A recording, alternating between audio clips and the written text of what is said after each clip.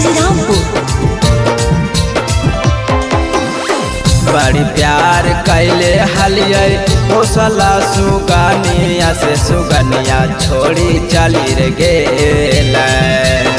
बड़ी प्यार कैले हलियै हौसला सुगनिया से सुगनिया छोड़ी चली रे गेल। अरे लागे नाही वो कर बिना मना मारे पिंजरा तोड़ी उड़ी रे गेल।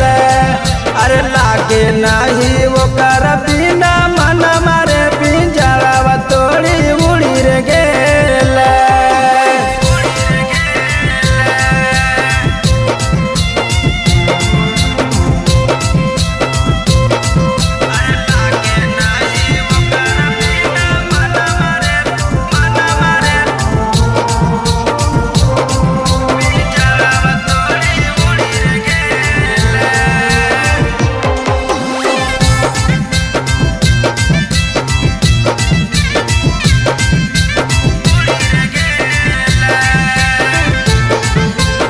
मिक्स बाय नीरज भाई।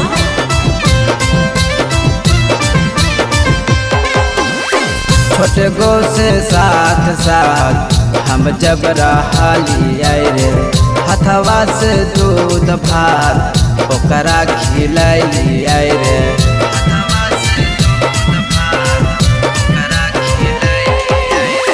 छोटे गो से साथ साथ हम जब रहिए रे हथवा से दूध भात ओकरा खिलाइए रे।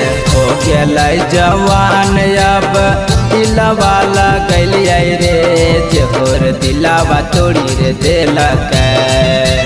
हो गेलै जवान अब दिलवा लगलिए रे जोर दिलवा तोड़ी रे देलक। अरे टूटी रे गेलै हमर यारा मनवा रे पिंजरा तोड़ी चली रे गेल। अरे टूटी रे गेलै हमर यारा मनवा रे पिंजरा तोड़ी उड़ी रे गेल।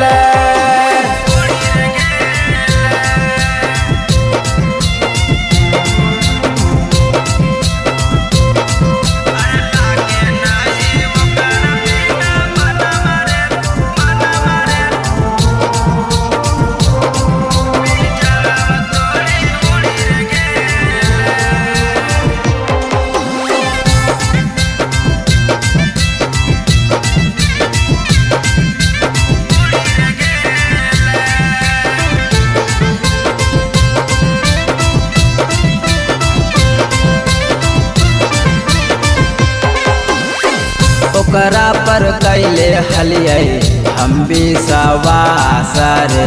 अब जब याद वो कर रुक जा है सास रे।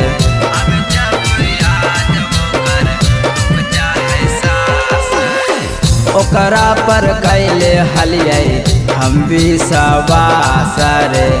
अब जब याद वो कर रुक जा है सास रे। राइटर अछैया के इतना रोबैल करे कि आखिया नदीर भेल।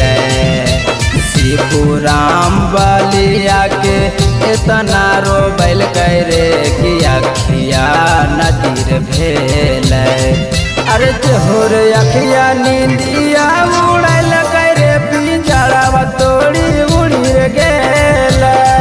अरे लगे नहीं अब ओकर बिना मना मारे पिंजरा तोड़ी चली रे गेल। Kanchan recording studio Shrirampur.